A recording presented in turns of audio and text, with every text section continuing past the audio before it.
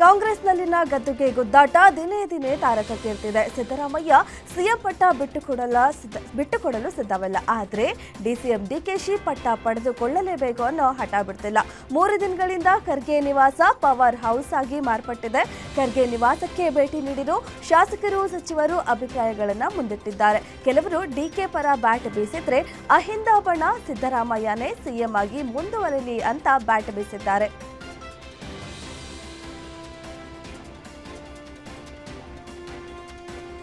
ರಾಜ್ಯ ಕಾಂಗ್ರೆಸ್ ಸರ್ಕಾರದಲ್ಲಿ ಅಧಿಕಾರ ಹಂಚಿಕೆ ವಿಚಾರವೇ ಇದೀಗ ದೊಡ್ಡ ಸಂಚಲನ ಸೃಷ್ಟಿಸುತ್ತಿದೆ. ಸಿದ್ದರಾಮಯ್ಯ 2.5 ವರ್ಷ ಅಧಿಕಾರ ಪೂರ್ಣಗೊಳಿಸುತ್ತಿದ್ದಂತೆ ಪವರ್ ಶೇರಿಂಗ್ಗೆ ಡಿಸಿಎಂ ಡಿಕೆಶಿ ಪಟ್ಟು ಹಿಡಿದಿದ್ದಾರೆ. ಡಿಕೆಶಿ ಬಣದ ಶಾಸಕರು ದೆಹಲಿಯಲ್ಲೂ ಈಗಾಗಲೇ 1 ಸುತ್ತಿನ ಪೆರೇಡ್ ನಡೆಸಿ ಬಂದಿದ್ದಾರೆ. ರಾಹುಲ್ ಗಾಂಧಿ ವಿದೇಶದಿಂದ ಮರಳಿ ಬರ್ತಿದ್ದಂತೆ ಮತ್ತೆ ದೆಹಲಿಗೆ ದಂಡಯಾತ್ರೆ ಮಾಡಲು ಸಜ್ಜಾಗಿ ನಿಂತಿದ್ದಾರೆ.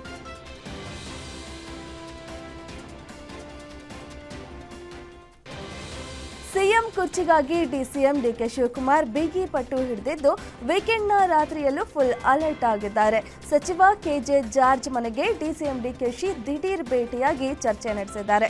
ಮಲ್ಲಿಕಾರ್ಜುನ ಖರ್ಗೆ ಅವರನ್ನ ಕೆಜೆ ಜಾರ್ಜ್ ಭೇಟಿ ಮಾಡಿದ್ರು. ಖರ್ಗೆ ಭೇಟಿ ಮಾಡಿದ ಬಳಿಕವೇ ಜಾರ್ಜ್ ಮನೆಗೆ ಡಿಕೆಶಿ ಭೇಟಿ ನೀಡಿ 1 ಗಂಟೆಗಳ ಕಾಲ ಡಿಕೆಶಿ ಚರ್ಚೆ ನಡೆಸಿದ್ದಾರೆ.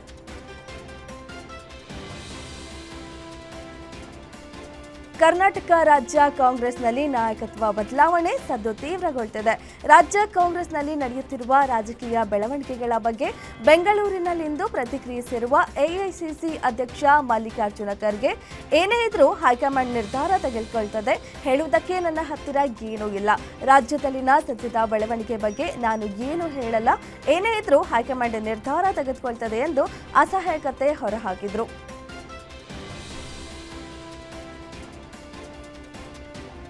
ರಾಜ್ಯದಲ್ಲಿ CM Siddaramaiah DCM DK Shivakumar ನಡುವೆ ನಾಯಕತ್ವ ಬದಲಾವಣೆಯ ಕೂಗು ಜೋರಾಗಿದೆ.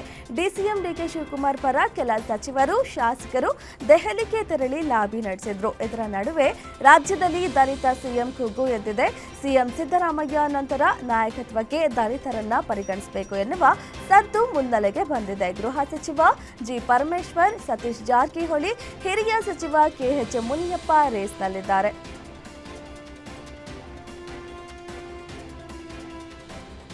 ಕಾಂಗ್ರೆಸ್ ಸರ್ಕಾರದಲ್ಲಿ ಮುಖ್ಯಮಂತ್ರಿ ಸ್ಥಾನಕ್ಕೇರಬೇಕೆಂದು ಗೃಹ ಸಚಿವ ಡಾಕ್ಟರ್ ಜಿ ಪರಮೇಶ್ವರ್ ಮತ್ತೆ ಆಸೆ ವ್ಯಕ್ತಪಡಿಸಿದ್ದಾರೆ. ನಾನು ಕೆಪಿಸಿಸಿ ಅಧ್ಯಕ್ಷ ಆಗಿದ್ದಾಗಲೇ ಕಾಂಗ್ರೆಸ್ ಪಕ್ಷ ಅಧಿಕಾರಕ್ಕೆ ಬಂತು.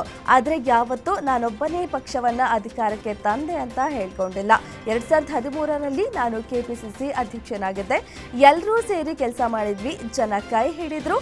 ಕೆಪಿಸಿಸಿ ಅಧ್ಯಕ್ಷರಿಗೆ ಸಿಎಂ ಆಗೋದಕ್ಕೆ ಒಂದು ಅವಕಾಶ ಕೊಡ್ತಾರೆ. ಅದು ಕೆಲವು ಸಂದರ್ಭಗಳಲ್ಲಿ ಆಗೋದಿಲ್ಲ. ನಾನು ಯಾವಾಗಲೂ ಸಿಎಂ ರೇಸ್ನಲ್ಲಿರ್ತೀನಿ ಅಂತ ಪರೋಕ್ಷವಾಗಿ ಸಿಎಂ ಆಸೆ ಬಿಚ್ಚಿಟ್ರು.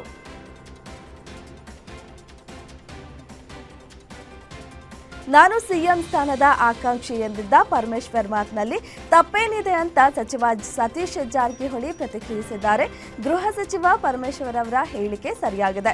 ಈ ವಿಚಾರದ ಬಗ್ಗೆ ಪರಮೇಶ್ವರ್ ಈ ಹಿಂದೆಯೂ ಹೇಳಿಕೆ ನೀಡಿದ್ರು. ಅವರ ಬೇಡಿಕೆಯಲ್ಲಿ ತಪ್ಪೇನಿಲ್ಲ. SC ST ಹಿಂದುಳಿದ ವರ್ಗದವರು ಪಕ್ಷಕ್ಕೆ ಮುಖ್ಯ ಮತದಾರರು, ಅವರಿಗೂ ಪ್ರಾತಿನಿಧ್ಯ ಸಿಗಬೇಕಂತ ಬಹಳ ದಿನದಿಂದ ಆಸೆ ಇದೆ ಅಂತ ಬೆಳಗಾವಿಯಲ್ಲಿ ಹೇಳಿಕೆ ನೀಡಿದ್ದಾರೆ.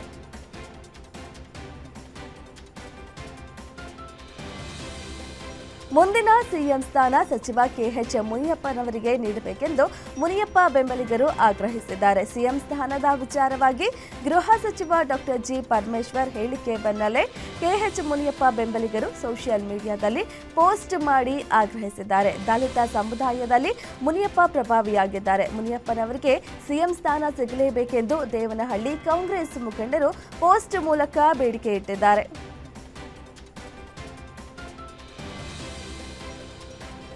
ಸಿಎಂ ಸಿದ್ದರಾಮಯ್ಯ 5 ವರ್ಷ ಅಧಿಕಾರ ಪೂರ್ಣಗೊಳಿಸುವುದು ಸೇರಿ ಪ್ರತಿಯೊಂದು ಬೆಳವಣಿಗೆಯೂ ಹೈಕಮಾಂಡ್ಗೆ ಬಿಟ್ಟಿದ್ದು ಎಂದು ಟಿಡಿ ರಾಜೇಗೌಡ ಹೇಳಿಕೆ ನೀಡಿದ್ದಾರೆ. ಈ ಮೂಲಕ ಯಾವ ಬಣವೂ ಅಲ್ಲ, ತಟಸ್ಥ ಎಂಬುದನ್ನು ತಿಳಿಸಿದಂತಿದೆ. ನಾನು ಕ್ಷೇತ್ರದ ಅಭಿವೃದ್ಧಿಗೆ ಸಂಬಂಧಪಟ್ಟಂತೆ ಮಾತನಾಡಲು ದೆಹಲಿಗೆ ಹೋಗಿದೆ. ಆದರೆ ಅದೇ ವೇಳೆ ಅಲ್ಲಿಗೆ ಕೆಲ ಶಾಸಕರು ಬಂದಿದ್ದರಿಂದ ಬೇರೆ ರೀತಿ ಚರ್ಚೆಯಾಗಿದೆ ಎಂದರು.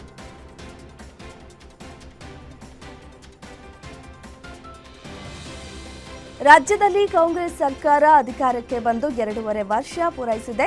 ಇದರ ನಡುವೆ ಬಣ ಪಾಲಿಟಿಕ್ಸ್ ಜೋರಾಗ್ತಿರೋದಕ್ಕೆ ಇದನ್ನೇ ವಿಪಕ್ಷಗಳು ಅಸ್ತ್ರ ಮಾಡಿಕೊಂಡು ಸರ್ಕಾರದ ವಿರುದ್ಧ ಮುಗಿಬಿದ್ದಿವೆ. ಇವರ ಅಧಿಕಾರದ ದಾಹದಿಂದ ಕಾಂಗ್ರೆಸ್ನ ಆಡಳಿತ ಯಂತ್ರ ಕುಗ್ಗಿದೆ ಎಂದು ಬಿಜೆಪಿ ಜೆಡಿಎಸ್ ನಾಯಕರು ಕೆಂಡಾಮಂಡಲವಾಗಿದ್ದಾರೆ. ಪಕ್ಷದ ವಿರುದ್ಧ ವಿಪಕ್ಷ ಬಿಜೆಪಿ ರಾಜ್ಯಪಾಲರಿಗೆ ದೂರು ನೀಡಲು ಸಹ ಪ್ಲಾನ್ ಮಾಡಿದೆ.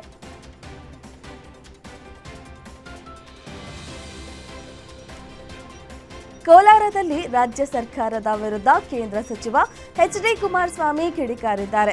ನಾನು ಯಾವುದೇ ಕ್ರಾಂತಿ ಬಗ್ಗೆ ಆಗಲಿ ಅಥವಾ ಹಗಲು ಕನಸಿನ ಬಗ್ಗೆ ಆಗಲಿ ಹೇಳಿಕೆ ನೀಡೋದಿಲ್ಲ. ಯಾವುದೇ ಪಕ್ಷ ಯಾವುದೇ ನಾಯಕರು ಏನ್ ತೀರ್ಮಾನ ಮಾಡ್ತಾರೋ ಎಂದು ನಾವು ಯಾರು ಊಹೆ ಮಾಡೋಕ್ಕಾಗಲ್ಲ. ಏನ್ ಬೇಕಾದರೂ ಆಗಬಹುದು ಎಂದು ಹೇಳಿದ್ದೆ ಹೊರತು 6 ತಿಂಗಳಲ್ಲಿ ಸರ್ಕಾರ ಬೀಳುತ್ತೆ ಎಂದು ನಾನು ಹೇಳಿಲ್ಲ. ಮುಖ್ಯಮಂತ್ರಿ ಅವಕಾಶ ಸಿಕ್ಕಾಗ ಎಷ್ಟು ಬೇಕೋ ಅಷ್ಟು ಲೂಟಿ ಮಾಡಬೇಕು ಅನ್ನೋದೇ ಅವರ ಉದ್ದೇಶ ಎಂದು ರಾಜ್ಯ ಸರ್ಕಾರದ ವಿರುದ್ಧ ಕಿಡಿಕಾರಿದ್ರು.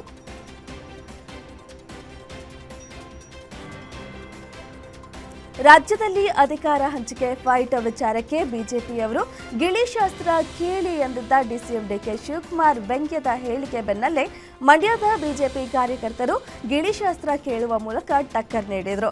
ಡಿಕೆ ಶಿವಕುಮಾರ್ ಸಿಎಂ ಆಗ್ತಾರಾ ಇಲ್ವಾ ಎಂದು ಗಿಳಿಶಾಸ್ತ್ರ ಕೇಳಿದ ಬಿಜೆಪಿಗರು ಗಿಳಿಶಾಸ್ತ್ರದ ವೇಳೆ ಚೊಂಬು ಇರುವ ಕಾರ್ಡ್ ತೆಗೆದಿದ್ದು ಡಿಕೆಶಿ ಆಗಲ್ಲ, ಅವರ ಕೈಗೆ ಚೊಂಬು ಸಿಗುತ್ತೆ ಎಂದು ವ್ಯಂಗ್ಯ ಮಾಡಿದ್ದಾರೆ.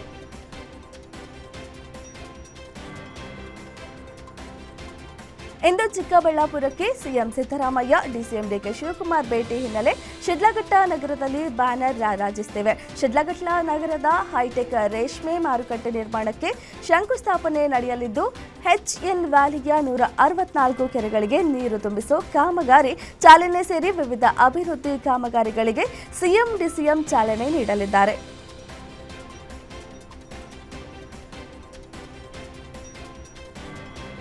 ಸಖತ್ ಸದ್ದು ಮಾಡಿದ್ದ ಬೆಂಗಳೂರಿನ 7 ಕೋಟಿ 11 ಲಕ್ಷದ ರಾಬರಿ ಪ್ರಕರಣ ಪ್ರಮುಖ ತಿರುವು ಪಡೆದುಕೊಂಡಿದೆ. ಬೆಂಗಳೂರು ಪೊಲೀಸರು ಕೇವಲ 60 ಗಂಟೆಗಳಲ್ಲಿ ಕಳ್ಳರನ್ನ ಹಿಡಿದಿದ್ದಾರೆ. ನಿನ್ನೆ ಗೃಹ ಸಚಿವರ ಮನೆಗೆ ಭೇಟಿ ಕೊಟ್ಟ ಬೆಂಗಳೂರು ಪೊಲೀಸ್ ಕಮಿಷನರ್ ಸೇರಿ ಅಧಿಕಾರಿಗಳು ರಾಬರಿ ಪ್ರಕರಣದ ಕುರಿತು ಪಿನ್ ಟು ಪಿನ್ ಮಾಹಿತಿ ನೀಡಿದ್ದಾರೆ. 3 ದಿನಗಳ ನಂತರ ಒಟ್ಟು 7 ಜನ ಆರೋಪಿಗಳನ್ನ ಲಾಕ್ ಮಾಡಿ ಬರೋಬ್ಬರಿ 6.29 ಲಕ್ಷ ಕೋಟಿ ಹಣ ರಿಕವರಿ ಮಾಡಿದ್ದಾರೆ.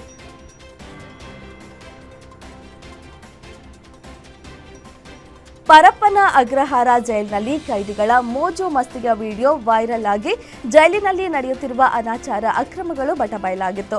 ಇನ್ನು ವಿಡಿಯೋ ವೈರಲ್ ವಿಚಾರ ಸಂಬಂಧ ನಟ ಧನ್ವೀರ್ ವಿಚಾರಣೆ ವೇಳೆ ವಿಜಯಲಕ್ಷ್ಮಿ ದರ್ಶನ್ ಹೆಸರನ್ನ ಪ್ರಸ್ತಾಪಿಸಿದ್ರು. ಧನ್ವೀರ್ ಹೇಳಿರುವ ಬಗ್ಗೆ ಊಹಾಪೋಹಗಳು ಎದ್ದಿದ್ವು. ಆದರೆ ಕುದುರೆ ಮಂಜನ ಹೇಳಿಕೆಯಿಂದಾಗಿ ಎದುರಾಗಿದ್ದ ಸಂಕಷ್ಟದಿಂದ ದರ್ಶನ್ ಮಡದಿ ವಿಜಯಲಕ್ಷ್ಮಿ ಪಾರಾಗಿದ್ದಾರೆ.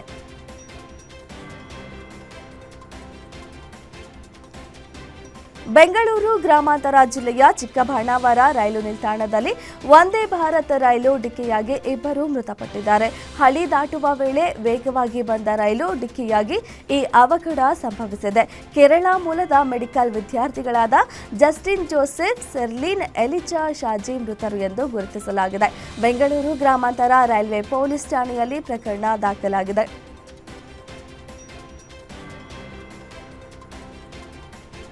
ಪತಿಯ ಮನೆಯವರ ಕಿರುಕುಳಕ್ಕೆ ಬೇಸತ್ತು ಗೃಹಿಣಿಯೊಬ್ಬರು ಆತ್ಮಹತ್ಯೆ ಮಾಡಿಕೊಂಡ ಘಟನೆ ದೊಡ್ಡಬಳ್ಳಾಪುರದ ಘಾಟಿ ಸುಬ್ರಹ್ಮಣ್ಯದಲ್ಲಿ ನಡೆದಿದೆ. ಘಟನೆ ನಂತರ ತಲೆಮರೆಸಿಕೊಂಡಿದ್ದ ಗಂಡ, ಅತ್ತೆ, ಮಾವ ಮೈದುನನನ್ನ ಪೊಲೀಸರು ಬಂಧಿಸಿದ್ದಾರೆ. ಮಗು ಬೇಕಂದ್ರೆ ಮೈದುನನ ಜೊತೆ ಮಲಗುವಂತೆ ಕಿರುಕುಳ ನೀಡುತ್ತಿದ್ರಂತೆ. ಇದರಿಂದ ಬೇಸತ್ತ ಪುಷ್ಪ ಆತ್ಮಹತ್ಯೆ ಮಾಡಿಕೊಂಡಿದ್ದಾರೆ. ಈ ಕುರಿತು ದೊಡ್ಡಬಳ್ಳಾಪುರ ಮಹಿಳಾ ಪೊಲೀಸ್ ಠಾಣೆಯಲ್ಲಿ ಪ್ರಕರಣ ದಾಖಲಾಗಿದೆ.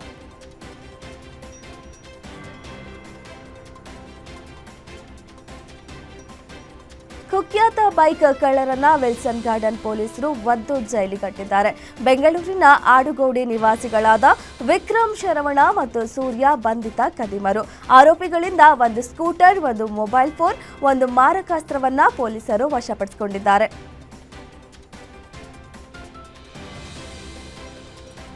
ಬೈಕಿನಲ್ಲಿ ಹಾವೊಂದು ಅಡಗಿ ಕುಳಿತಿದ್ದ ಘಟನೆ ಬಾಗಲಕೋಟೆಯ ಬಾದಾಮಿ ಪಟ್ಟಣದ ಬಸವೇಶ್ವರ ವೃತ್ತದಲ್ಲಿ ನಡೆದಿದೆ.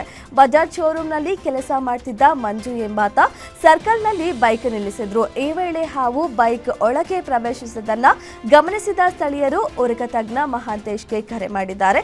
ಸ್ಥಳಕ್ಕೆ ಆಗಮಿಸಿದ ಸ್ನೇಕ್ ಮಹಾಂತೇಶ್ ಬೈಕ್ನಿಂದ ಹಾವನ್ನ ರಕ್ಷಿಸಿ ಸುರಕ್ಷಿತ ಸ್ಥಳಕ್ಕೆ ಸ್ಥಳಾಂತರಿಸಿದ್ರು.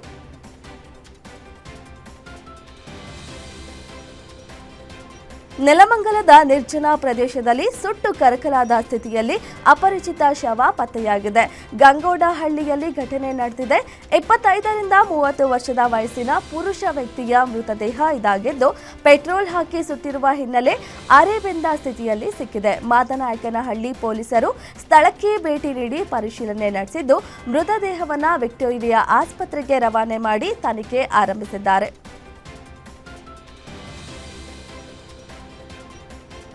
ಕೌಟುಂಬಿಕ ಜೀವನದಲ್ಲಿ ಬೇಸತ್ತು ಮಹಿಳೆ ಆತ್ಮಹತ್ಯೆ ಮಾಡಿಕೊಂಡಿರುವ ಘಟನೆ ಸೀಗೆಹಳ್ಳಿಯಲ್ಲಿ ನಡೆದಿದೆ. ಮನೆಯಲ್ಲಿ ಸಣ್ಣ ಪುಟ್ಟ ವಿಷಯಕ್ಕೆ ಗಲಾಟೆ ನಡೆಯುತ್ತಲೇ ಇತ್ತು. ಇದರಿಂದ ಮನನೊಂದಿದ್ದ ಶೈಲಜಾ ಆತ್ಮಹತ್ಯೆ ಮಾಡಿಕೊಂಡಿದ್ದಾರೆ. ಮನೆಯವರೆಲ್ಲರೂ ಮಲಗಿದ್ದ ವೇಳೆ ನೇಣು ಬಿಗಿದುಕೊಂಡು ಆತ್ಮಹತ್ಯೆಗೆ ಶರಣಾಗಿದ್ದಾರೆ. ಘಟನೆಗೆ ಸಂಬಂಧಿಸಿದಂತೆ ಮಾದನಾಯಕನಹಳ್ಳಿ ಪೊಲೀಸ್ ಠಾಣೆಯಲ್ಲಿ ಪ್ರಕರಣ ದಾಖಲಾಗಿದೆ.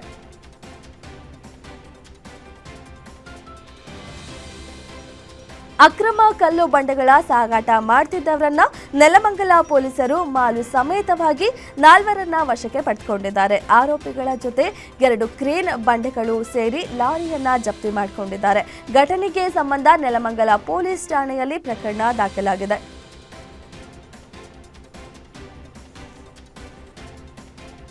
ಮತದಾರರ ಪಟ್ಟಿಯ ವಿಶೇಷ ತೀವ್ರ ಪರಿಷ್ಕರಣೆ ಎಸ್ಐಆರ್ನಿಂದ ದೇಶಾದ್ಯಂತ ಅವ್ಯವಸ್ಥೆ ತಾಂಡವವಾಡ್ತಿದೆ. ಎಸ್ಐಆರ್ ಕೆಲಸಕ್ಕೆ ಸಂಬಂಧಿಸಿದ ಒತ್ತಡದಿಂದ 16 ಬೂತ್ ಮಟ್ಟದ ಅಧಿಕಾರಿಗಳು ಸಾವನ್ನಪ್ಪಿದ್ದಾರೆ ಎಂದು ಕಾಂಗ್ರೆಸ್ ನಾಯಕ ರಾಹುಲ್ ಗಾಂಧಿ ಆರೋಪಿಸಿದ್ದಾರೆ. ಎಸ್ಐಆರ್ ದೇಶದಲ್ಲಿ ಅವ್ಯವಸ್ಥೆ ಸೃಷ್ಟಿಸಿದೆ. ಕೇವಲ 3 ವಾರಗಳಲ್ಲಿ 16 ಬಿಎಲ್ಒಗಳು ಹೃದಯಾಘಾತ, ಒತ್ತಡ, ಆತ್ಮಹತ್ಯೆಯಿಂದ ಸಾವನ್ನಪ್ಪಿದ್ದಾರೆ. ಎಸ್ಐಆರ್ ಒಂದು ಸುಧಾರಣೆಯಲ್ಲ, ಬದಲಾಗಿ ದಬ್ಬಾಳಿಕೆ ಎಂದು ಅವರು ಎಕ್ಸ್ನಲ್ಲಿ ಪೋಸ್ಟ್ನಲ್ಲಿ ಹೇಳಿದ್ದಾರೆ.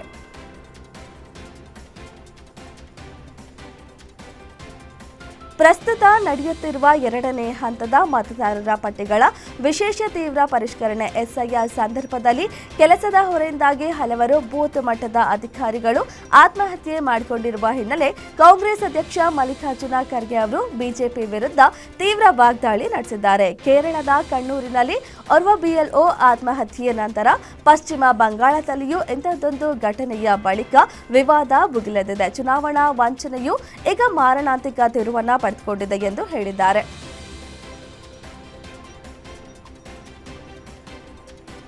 ಕೆಂಪುಕೋಟೆಯ ಬಳಿ ನಡೆದ ಬಾಂಬ್ ಸ್ಫೋಟದ ಸಂಚಿಗೆ 5 ವೈದ್ಯರು ಹಣ ನೀಡಿದ್ದಾರೆ ಎಂದು ಪ್ರಕರಣದ ಆರೋಪಿಗಳಲ್ಲಿ ಒಬ್ಬನಾದ ಮುಜಮ್ಮಿಲ್ ಗನೈ ಸ್ಫೋಟಕ ಮಾಹಿತಿಯನ್ನ ತನಿಖಾಧಿಕಾರಿಗಳ ಮುಂದೆ ಬಾಯ್ಬಿಟ್ಟಿದ್ದಾರೆ.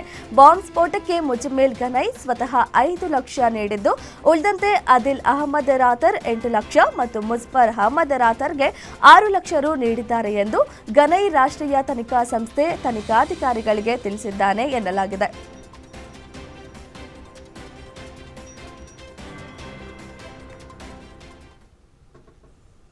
ದೆಹಲಿಯಲ್ಲಿ ನಡೆದ ಕಾರು ಸ್ಫೋಟದ ಬಳಿಕ ದೇಶಾದ್ಯಂತ ಹರಡಿರುವ ವೈಟ್ ಕಾಲರ್ ಭಯೋತ್ಪಾದನೆ ಜಾಲದ ಒಂದೊಂದೇ ಮಾಹಿತಿ ಹೊರಬೀಳ್ತಿದೆ. ಜೈಷ್ ಎ ಮೊಹಮ್ಮದ್ ಉಗ್ರ ಸಂಘಟನೆಯ ವೈಟ್ ಕಾಲರ್ ಭಯೋತ್ಪಾದಕ ಮಾಡ್ಯೂಲ್ನ ಭಾಗವಾಗಿ ಬಂಧಿತರಾದ ವೈದ್ಯರು ಮತ್ತು ಇತರ ಶಂಕಿತರು ಪಾಕಿಸ್ತಾನದಿಂದ ದೀರ್ಘ ವ್ಯಾಪ್ತಿಯ ಡ್ರೋನ್ ತರಿಸಿಕೊಳ್ಳಲು ಮುಂದಾಗಿದ್ರು ಎನ್ನುವ ವಿಚಾರ ಇದೀಗ ಬೆಳಕಿಗೆ ಬಂದಿದೆ. ಆ ಮೂಲಕ ವೈದ್ಯರ ಸೋಗಿನಲ್ಲಿದ್ದ ಉಗ್ರರು ಬಹುದೊಡ್ಡ ವಿಧ್ವಂಸಕ ಕೃತ್ಯಕ್ಕೆ ಸಂಚು ರೂಪಿಸಿದ್ರು ಎನ್ನುವುದು ಗೊತ್ತಾಗಿದೆ.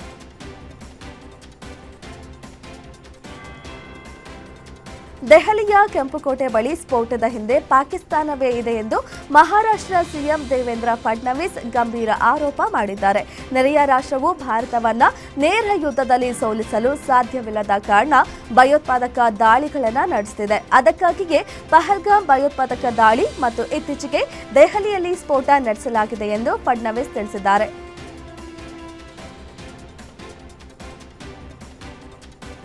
ದುಬೈ ಏರ್ ಶೋನಲ್ಲಿ ಪತನಗೊಂಡ ಭಾರತೀಯ ವಾಯುಪಡೆಯ ತೇಜಸ್ ಜೆಟ್ನ ಪೈಲಟ್ ಕೊನೆಯ ಕ್ಷಣದಲ್ಲಿ ಎಜೆಕ್ಟ್ ಆಗಿ ಜೀವ ಉಳಿಸಿಕೊಳ್ಳಲು ಯತ್ನಿಸಿದ್ದರು ಎಂದು ತಿಳಿದು ಬಂದಿದೆ. ಹೊಸ ವಿಡಿಯೋವೊಂದರಲ್ಲಿ ಅಪಘಾತಕ್ಕೀಡಾದ ತೇಜಸ್ ಫೈಟರ್ ಜೆಟ್ ಪೈಲಟ್ನ ಅಂತಿಮ ಕ್ಷಣಗಳ ದೃಶ್ಯ ಸೆರೆಯಾಗಿದೆ. WL ಟಾನ್ ಏವಿಯೇಷನ್ ಪೋಸ್ಟ್ ಮಾಡಿರುವ ವಿಡಿಯೋ ಕ್ಲಿಪ್ನಲ್ಲಿ ವಿಂಗ್ ಕಮಾಂಡರ್ ನಮಾಂಶ ಸಯಾಲ್ ಕೊನೆಯ ಕ್ಷಣದಲ್ಲಿ ಎಜೆಕ್ಟ್ ಆಗಲು ಪ್ರಯತ್ನಿಸಿದಂತೆ ತೋರಿಸಿದೆ.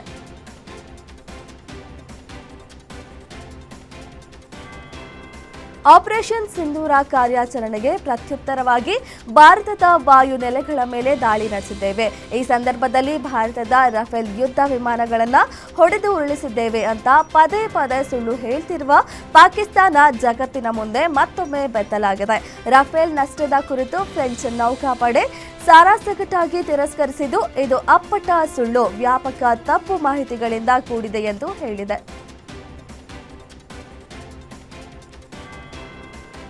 ಆಪರೇಷನ್ ಸಿಂಧೂರ್ ಕಾರ್ಯಾಚರಣೆ ಮೂಲಕ ಪಾಕಿಸ್ತಾನ ಪದರುಗುಟ್ಟುವಂತೆ ಮಾಡಿದ ಭಾರತ ಇದೀಗ ನೆರೆ ರಾಷ್ಟ್ರಕ್ಕೆ ಮತ್ತೊಂದು ಎಚ್ಚರಿಕೆ ನೀಡಿದೆ. ಹಿಂದೂಗಳು ಹೆಚ್ಚಿನ ಸಂಖ್ಯೆಯಲ್ಲಿರುವ ಪಾಕಿಸ್ತಾನದ ಸಿಂಧ್ ಪ್ರಾಂತ್ಯದ ಭಾರತದ ಕೈವಶವಾಗಬಹುದು, ಗಡಿ ಬದಲಾಗಬಹುದು ಎಂದು ರಕ್ಷಣಾ ಸಚಿವ ರಾಜನಾಥ್ ಸಿಂಗ್ ಹೇಳಿದರು. ಕಾರ್ಯಕ್ರಮವೊಂದರಲ್ಲಿ ಮಾತನಾಡಿದ ಅವರು ಈ ಮೂಲಕ ಪಾಕಿಸ್ತಾನಕ್ಕೆ ಸ್ಪಷ್ಟ ಸಂದೇಶ ರವಾನಿಸಿದರು.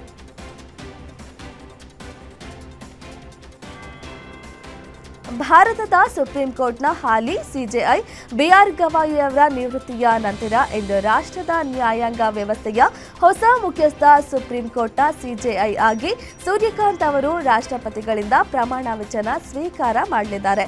ಇದರ ನಡುವೆ ಅಧಿಕಾರ ಸ್ವೀಕಾರಕ್ಕೂ ಮುನ್ನ ಮಾತನಾಡಿ ತಮ್ಮ ದೃಷ್ಟಿಕೋನ, ನ್ಯಾಯಾಂಗದ ಪುನರ್ರಚನೆ ಮತ್ತು ಭವಿಷ್ಯದ ಸವಾಲುಗಳನ್ನು ಎದುರಿಸಲು ರೂಪಿಸಿರುವ ಮಾರ್ಗಸೂಚಿಗಳನ್ನು ಹಂಚಿಕೊಂಡಿದ್ದಾರೆ.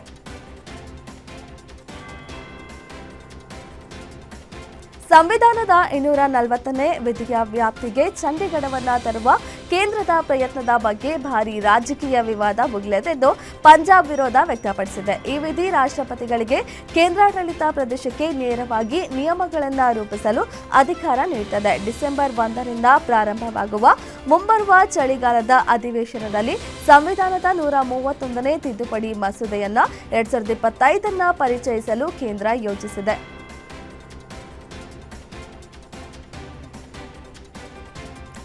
ಎಳೆ ಮಕ್ಕಳಿಗೆ ತಾಯಿ ಎದೆ ಹಾಲು ಸೇಫ್ ಅಲ್ಲ ಅನ್ನೋ ಭಯಾನಕ ಸತ್ಯ ಹೊರಬಿದ್ದಿದೆ.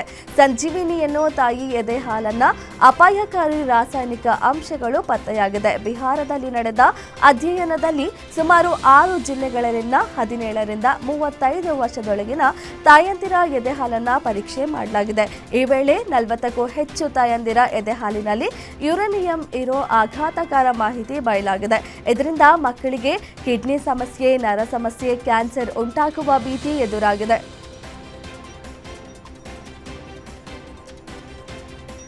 ರಾಷ್ಟ್ರೀಯ ಭದ್ರತಾ ಕಾಯ್ದೆ ಅಡಿಯಲ್ಲಿ ಪರಿಸರ ಹೋರಾಟಗಾರ ಸೋನಂ ವಾಂಗ್ಚುಕ್ ಅವರನ್ನ ಬಂಧಿಸಿರುವುದನ್ನು ಪ್ರಶ್ನಿಸಿ ಅವರ ಪತ್ನಿ ಸಲ್ಲಿಸಿರುವ ಅರ್ಜಿಯನ್ನ ಸುಪ್ರೀಂ ಕೋರ್ಟ್ ಇಂದು ವಿಚಾರಣೆ ನಡೆಸಲಿದೆ.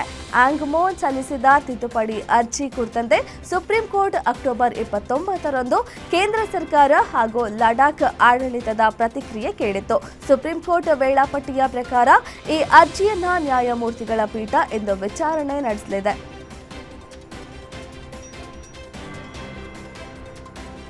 ಏಷ್ಯಾದ ಅತಿದೊಡ್ಡ ಜಾನುವಾರು ಜಾತ್ರೆಯಾದ ಸೋನೆಪುರ್ ಮೇಳದಲ್ಲಿ ಕೋಣ ಆಕರ್ಷಣೆಯ ಕೇಂದ್ರ ಬಿಂದುವಾಗಿದೆ. ಯಾಕಂದ್ರೆ ಇದರ ಬೆಲೆ ಬರೋಬ್ಬರಿ 1 ಕೋಟಿ ರೂಪಾಯಿ. ಈ ಕೋಣಕ್ಕೆ ಪ್ರಧಾನ್ ಜಿ ಎಂದು ಹೆಸರಿಟ್ಟಿರುವುದು ವಿಶೇಷ. ರೋಹ್ತಾಸ್ ಜಿಲ್ಲೆಯ ಸೂರ್ಯಪುರದಲ್ಲಿರುವ ಗೋಸಲ್ದಿಹ್ ರತ್ನಪಟ್ಟಿ ಗ್ರಾಮ ಪಂಚಾಯತ್ನ ಮಾಜಿ ಅಧ್ಯಕ್ಷ ಬ್ರಹ್ಮದೇವ್ ಸಿಂಗ್ ಕುಶ್ವಾಹಾ ಸೋನೆಪುರ್ ಮೇಳದಲ್ಲಿ ಈ ಕೋಣಕ್ಕೆ 1 ಕೋಟಿ ರೂಪಾಯಿ ಬೆಲೆ ನಿಗದಿಪಡಿಸಿದ್ದಾರೆ.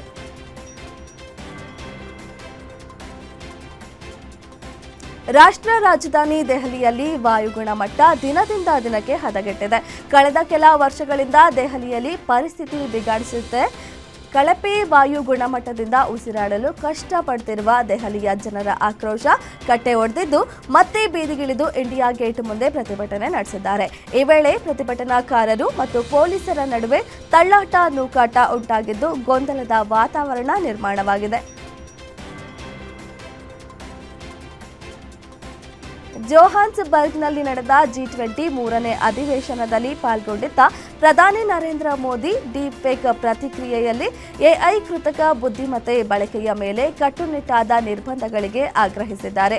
ಎಐ ದುರುಪಯೋಗವನ್ನು ತಡೆಗಟ್ಟುವ ಜಾಗತಿಕ ಸಂಯೋಜನೆಯು ಮಾನವ ಮೇಲ್ವಿಚಾರಣೆ, ವಿನ್ಯಾಸ ಮತ್ತು ಪಾರದರ್ಶಕತೆಯಲ್ಲಿ ಸುರಕ್ಷತೆಯ ಮೂಲ ತತ್ವವನ್ನು ಆಧರಿಸಬೇಕು ಎಂದು ಪ್ರಧಾನಿ ಮೋದಿ ಪ್ರತಿಪಾದಿಸಿದ್ದಾರೆ.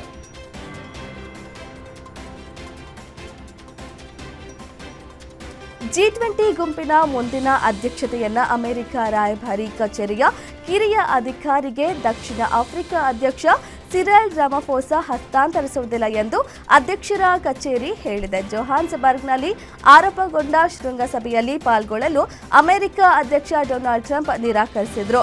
ಆದ್ದರಿಂದ ಕಾರ್ಯಕ್ರಮದಲ್ಲಿ ಯಾವುದೇ ಅಧಿಕಾರಿ ಪಾಲ್ಗೊಳ್ಳದ ಹಿನ್ನೆಲೆ G20 ಅಧ್ಯಕ್ಷತೆಯನ್ನ ಅಮೆರಿಕದ ಪ್ರತಿನಿಧಿಗೆ ಹಸ್ತಾಂತರಿಸುವುದಿಲ್ಲ, ಆಫ್ರಿಕಾ ಅಧ್ಯಕ್ಷ ಸಿರಿಲ್ ರಾಮಫೋಸಾ ಹೇಳಿದ್ದಾರೆ.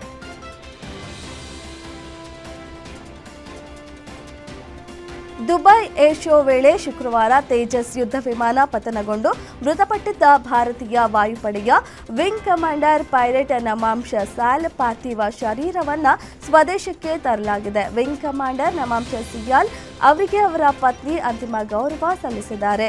ನಮಾಂಶ ಸಿಯಾಲ್ ಅವರ ಅಂತ್ಯಕ್ರಿಯೆ ಹಿಮಾಚಲ ಪ್ರದೇಶದ ಕಾಂಗ್ರಾದಲ್ಲಿ ನೆರವೇರಿತು.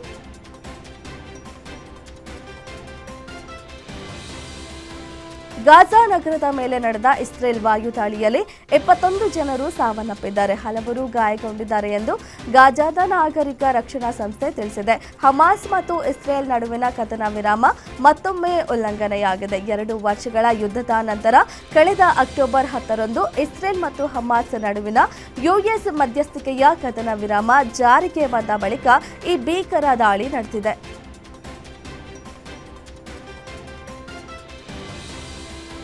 ಜೋಹಾನ್ಸ್ಬರ್ಗ್ನಲ್ಲಿ ನಡೆದ G20 ಶೃಂಗಸಭೆಯಲ್ಲಿ ಪಾಲ್ಗೊಂಡಿರುವ ಪ್ರಧಾನ ಮಂತ್ರಿಗಳಾದ ಆಂಟನಿ ಆಲ್ಬನೀಸ್, ಮಾರ್ಕ್ ಕಾರ್ನಿ ಮತ್ತು ನರೇಂದ್ರ ಮೋದಿ ಅವರು ಭಾರತ, ಆಸ್ಟ್ರೇಲಿಯಾ ಮತ್ತು ಕೆನಡಾ ನಡುವೆ ತ್ರಿಪಕ್ಷೀಯ ತಂತ್ರಜ್ಞಾನ ಮತ್ತು ಸಂಶೋಧನಾ ಕ್ಷೇತ್ರದಲ್ಲಿ ಪಾಲುದಾರಿಕೆ ಮಾಡುವುದಾಗಿ ಘೋಷಿಸಿಕೊಂಡಿವೆ. ಇದು ತಂತ್ರಜ್ಞಾನ, ಶುದ್ಧ ಇಂಧನ ಮತ್ತು ನಿರಂತರ ಸಮನಾದ ಪೂರೈಕೆಗೆ ಅಗತ್ಯವಾದ ವ್ಯವಸ್ಥೆಯನ್ನ ನಿರ್ಮಿಸುವುದು ಸೇರಿದೆ. ಇದು ಹಲವು ಪ್ರಮುಖ ಕ್ಷೇತ್ರಗಳಲ್ಲಿ ಸಹಕಾರವನ್ನು ಹೆಚ್ಚಿಸಲಿದೆ.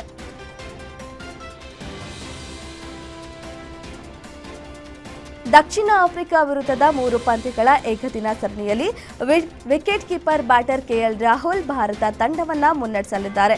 ಕಾಯಂ ನಾಯಕ ಶುಭ್ಮನ್ ಗಿಲ್ ಕುತ್ತಿಗೆ ನೋವಿನಿಂದ ಚೇತರಿಸಿಕೊಳ್ಳುತ್ತಿರುವುದರಿಂದ ಅವರು ಈ ಸರಣಿಯಿಂದ ಹೊರಗುಳಿದಿದ್ದಾರೆ. ಸುಮಾರು 2 ವರ್ಷಗಳ ನಂತರ ರಾಹುಲ್ ಮೊದಲ ಬಾರಿಗೆ ಭಾರತವನ್ನು ಮುನ್ನಡೆಸಲಿದ್ದಾರೆ.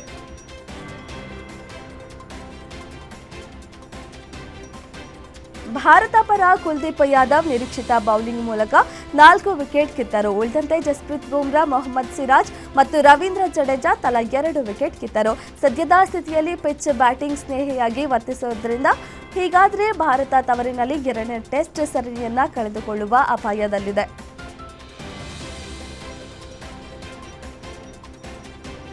ಇತ್ತೀಚೆಗಷ್ಟೇ ಭಾರತ ತಂಡ ಮಹಿಳಾ ಏಕದಿನ ವಿಶ್ವಕಪ್ ಗೆಲ್ಲುವ ಮೂಲಕ ಐತಿಹಾಸಿಕ ಸಾಧನೆ ಮಾಡಿತು. ಇದೀಗ ಅಂದ ಮಹಿಳಾ T20 ವಿಶ್ವಕಪ್ ಟೂರ್ನಿಯಲ್ಲಿ ಭಾರತ ಮಹಿಳಾ ತಂಡ ಐತಿಹಾಸಿಕ ಸಾಧನೆ ಮಾಡಿದೆ. ಭಾನುವಾರ ನಡೆದ ಫೈನಲ್ ಪಂದ್ಯದಲ್ಲಿ ನೇಪಾಳವನ್ನು 7 ವಿಕೆಟ್ಗಳಿಂದ ಮಣಿಸಿ ಚೊಚ್ಚಲ ಆವೃತ್ತಿಯಲ್ಲೇ ವಿಶ್ವಕಪ್ ಗೆದ್ದ ಚಾರಿತ್ರಿಕ ಸಾಧನೆ ಮಾಡಿದೆ.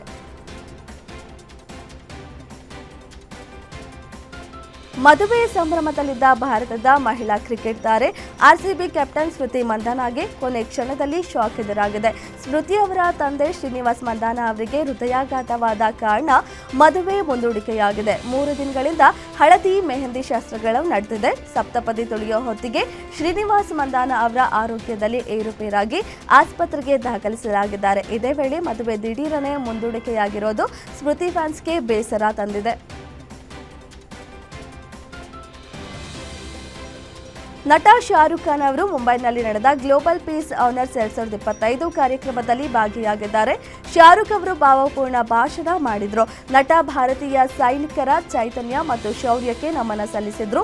ಭಯೋತ್ಪಾದಕ ದಾಳಿಯಲ್ಲಿ ಪ್ರಾಣ ಕಳೆದುಕೊಂಡವರಿಗೆ ಅವರು ಶ್ರದ್ಧಾಂಜಲಿ ಅರ್ಪಿಸಿದ್ರು. ನಮ್ಮ ನಡುವೆ ಶಾಂತಿ ಇದ್ದರೆ ಭಾರತವನ್ನ ಬೇರೆ ಯಾರು ಕೂಡ ಅಲುಗಾಡಿಸಲು ಸಾಧ್ಯವಿಲ್ಲ ಎಂದು ಶಾರುಖ್ ಖಾನ್ ಅವರು ಹೇಳಿದ್ದಾರೆ.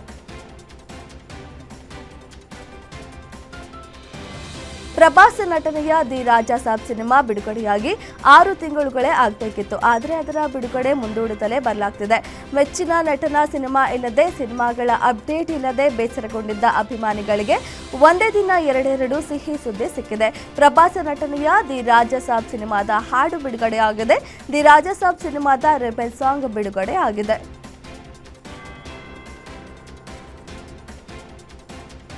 ಶರಾಫುದ್ದೀನ್ ಮತ್ತು ಅನುಪಮಾ ಪರಮೇಶ್ವರ್ ಅವರು ಇತ್ತೀಚಿನ ಮಲಯಾಳಂ ಚಿತ್ರ ದಿ ಪೆಟ್ ಡಿಟೆಕ್ಟಿವ್ ಈ ನವೆಂಬರ್ನಲ್ಲಿ OTTಯಲ್ಲಿ ಬಿಡುಗಡೆ ಆಗ್ತಿದೆ. ಹಾಸ್ಯ ಹಾಗೂ ಆಕ್ಷನ್ಗೆ ಹೆಸರುವಾಸಿಯಾದ ಈ ಚಿತ್ರವು OTT ಬಿಡುಗಡೆ ದಿನಾಂಕ ಅನೌನ್ಸ್ ಆಗಿದೆ. ದಿ ಪೆಟ್ ಡಿಟೆಕ್ಟಿವ್ ಕಥಾ ಹಂದರ ಮತ್ತು ಉತ್ತಮ ಪ್ರದರ್ಶನಗಳಿಂದ ಪ್ರೇಕ್ಷಕರನ್ನ ಮೆಚ್ಚಿಸಿದೆ.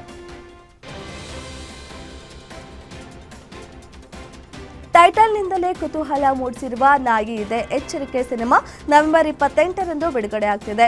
ಡಾಕ್ಟರ್ ಲೀಲಾ ಮೋಹನ್ PVR ನಾಯಕರಾಗಿರುವ ಈ ಚಿತ್ರವನ್ನ ಕಲಿಗೌಡ ನಿರ್ದೇಶಿಸಿದ್ದಾರೆ. ಹಾರರ್ ಥ್ರಿಲ್ಲರ್ ಕಥಾಹಂದರ ಹೊಂದಿರುವ ಈ ಸಿನಿಮಾ ಜೊಂಬಿ ಜಾನರ್ನಲ್ಲಿ ಮೂಡಿಬಂದಿದ್ದು ನವೆಂಬರ್ 28ರಂದು ಈ ಚಿತ್ರ ತೆರೆಗೆ ಬರ್ತಿದೆ.